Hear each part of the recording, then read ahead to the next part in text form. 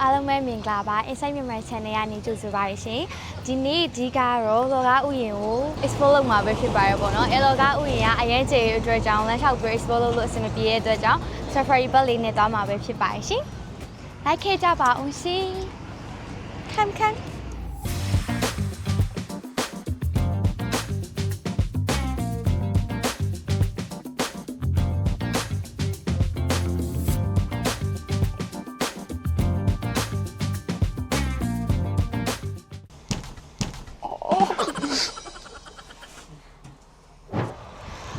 ပေါ့နော်ဒီဥယျာဉ်ထွက်တဲ့ကားက2နာရီကြာအောင်မှတစ်ခါပဲထွက်တဲ့အတွက်ကြောင့်ဒီကိုပေါ့နော်ဒီနည်းနည်းလေးတော့စောင့်ရပါအောင်မရှိ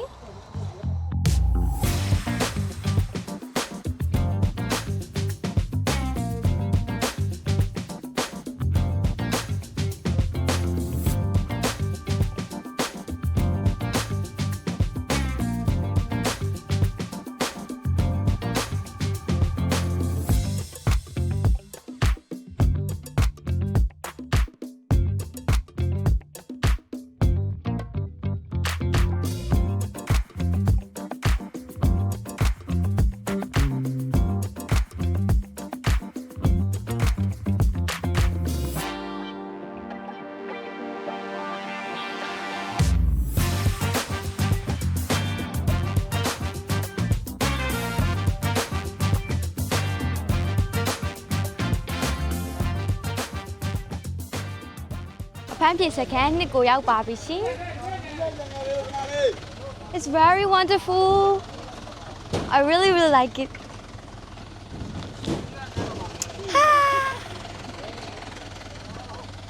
ဘာပေါ်စားပြီးဆင်းလိုက်တာနဲ့သူတို့လေးအရင်တွေ့ရတယ်ပေါ့နော်ဒီမြောက်လေးတွေကို Oh my god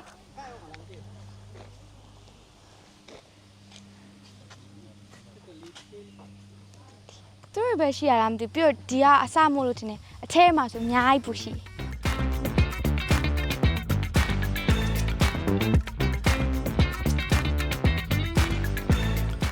အော်ဒီမှာပေါ့နော်ဒါကကြတော့ဒီမှာသွားပြီးတော့ကြည့်လို့ရတာတွေလဲလို့ရတာတွေကိုပြထားတာပေါ့နော်အဲ့လိုဆိုတော့သွားပြီးကြည့်ကြရအောင်နော်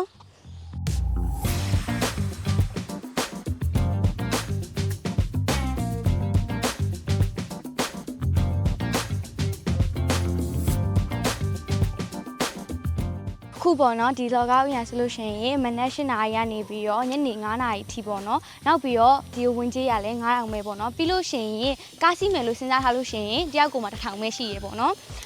နောက်ပြီးတော့သူကဥယျာဉ်ပေါ့နော်တဘာဝနဲ့ထိတွေ့တဲ့အတွက်ကြောင့်နေလို့ကောင်းတယ်ဆိုပေမဲ့နိုဝင်ဘာလမှာလာလေတာတော့ပို့ပြီးတော့ကောင်းပါတယ်ဘာလို့ဆိုနွေရာသီဆိုလို့ရှိရင်အရန်ပူတက်တယ်ပေါ့နော်အဲအကြောင်းပါ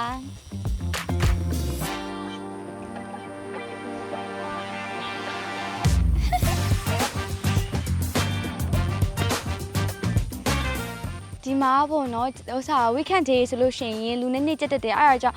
ဂျာရက်လာတာပို့ပြီးတော့အဆင်ပြေပါရဲ့ရှိဒီရပေါ့နော်ဒီဗီဒီယိုမတိုင်ခင်အရှိဗီဒီယိုမှာဆိုလို့ရှိရင် downtown နေပြီးတော့ဒီကိုလာတာကို vlog လေးထင်ထားရတယ်အဲ့မှာဆိုလို့ရှိရင်ဒီကိုလာတာပေါ့နော်တနင်္လာရီဝန်းကျင်လောက်ပဲကြာပါရဲ့ရှိအဲ့ဒါကိုမကြည့်ရသေးဘူးဆိုလို့ရှိရင်တော့သွားကြည့်လိုက်ပါဦး Hello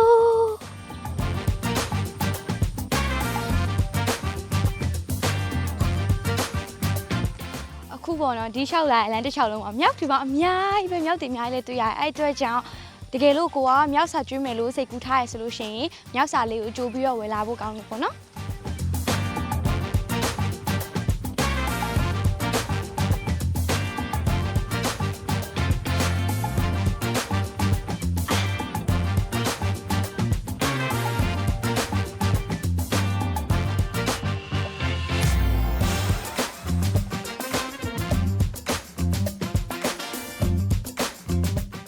ခုလိုမျိုးရှောက်လေရင်းနဲ့ပြင်ပန်းနေပြီဆိုလို့ရှိရင်လေဒီလို module house လေးတွေမှာ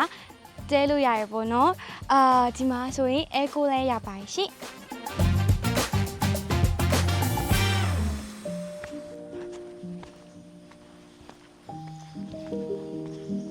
အခုလိုမျိုးအပန်းဖြေစကန်အိမ်လှလှလေးလဲပေါ့နော်ဒီမှာအများကြီးရှိပါရှိ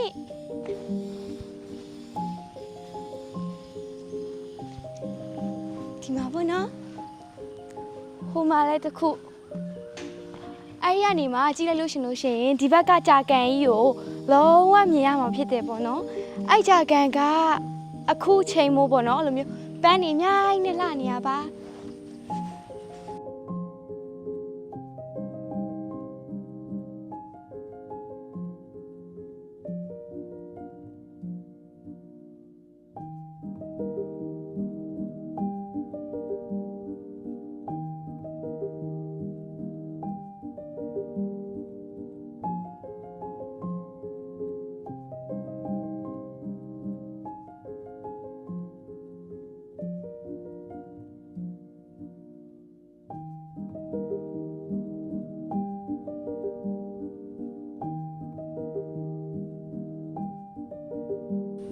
လုံးဝဒီမှာ flower boom ကြီးကြနေရပဲဗောရမ်းပန်းနေအများကြီးပွင့်နေရလေ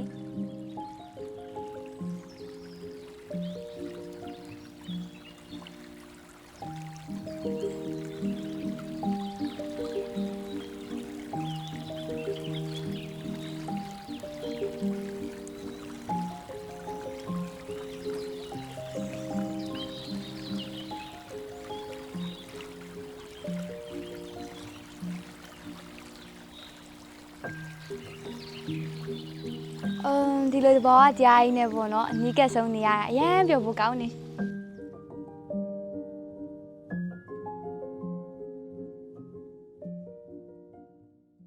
ခုဟိုဘက်လှီကားလေးကိုတက်မှာပဲဖြစ်ပါတယ်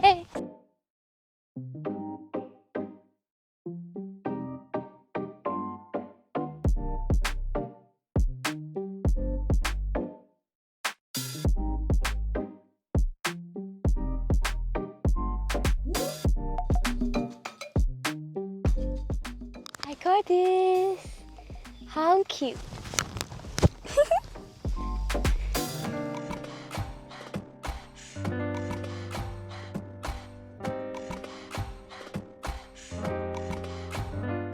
ခုကတော့ဒီကိုကျိုးတရားကိုလိုက်ရှာနေရဖြစ်ပါရဲ့ရှင်။ဒါပေမဲ့ခုထိမတွေ့သေးဘူးပေါ့နော်ရှာတော့ပါ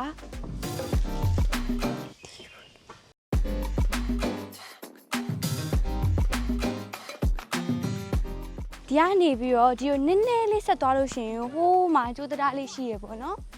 တွေ့ပါပြီနောက်ဆုံးတော့ဒီကိုပေါ့နော်ဟိုမိသားစုလိုက်သူတို့ရလဲကိုပိုင်ကားလေးနဲ့လာကြရဲပြီးလို့ရှိရင် lunch box လေးနဲ့လာတာဆိုတော့ picnic ထွက်တဲ့ vibe လေးလုံးဝအပြေးဝရစီရပြီးတော့တဘာဝတရားနဲ့လဲထိထိဆက်ဆက်ပေါ့နော်ဒီကိုဒီမှာလဲမယ်ဆိုလို့ရှိရင်လဲစရာနေရာတွေကလုံးဝကုန်မှာမဟုတ်ပေါ့နော်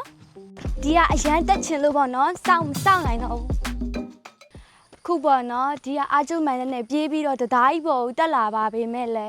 တသားကြီးကခိုင်ခန့်မှုမရှိသေးတဲ့အတွက်ကြောင့်နဲ့ပြန်လဲပြုတ်ပြင်ပါမယ်အဲ့လိုအတွက်ကြောင့်အရန်ဝန်းနေဖို့ကောင်းတယ်နော်တက်ချင်လို့တဲတယ်လာတော့အခုပေါ့နော်ဒီကလမ်းလျှောက်လာရင်းနဲ့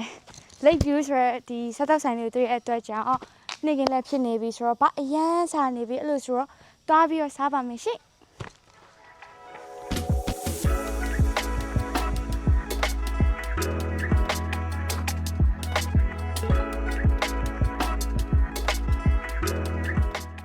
လိုမျိုးပေါ့နော်ကြာကန် view နဲ့စားအောင်မှာဖြစ်တဲ့အတွက်ကြောင့် quality time လေးဖြစ်တယ်အရန်လေးပြောဖို့ကောင်းပါရှင်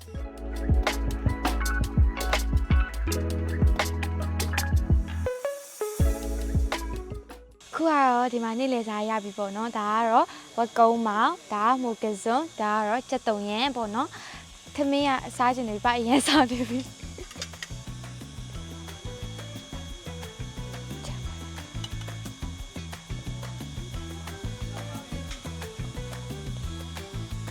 စားပါအောင်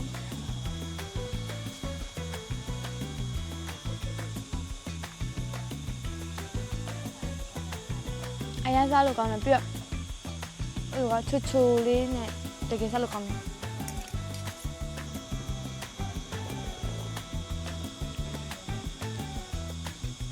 နည်းနည်းလေးငံပြီးတော့ဆက်တယ်ဒါပေမဲ့စားလို့ကောင်းပါတယ်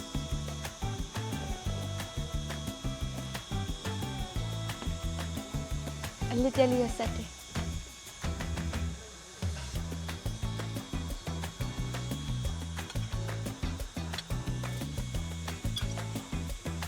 စားပါအောင်ရှင်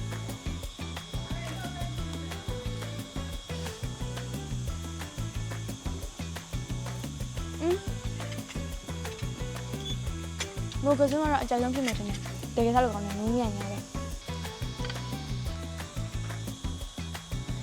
အဆိုရင်ဆက်စားလိုက်ပါအောင်မရှင်ဟုတ်ကဲ့စားပြီးသားပါပြီရှင်အခုဒီဗီဒီယိုမှာကျိုးတသားတွေကြာကန်တွေကိုလှည့်လည်ကြည့်ရှုပြီးသားပြီဆိုတော့နောက်ဗီဒီယိုမှာဘာ activity ကိုလုပ်မလဲဆိုတာကိုစောင့်ကြည့်ပေးပါဦးเนาะဆိုတော့နောက်ဗီဒီယိုမှာတွေ့မယ် bye bye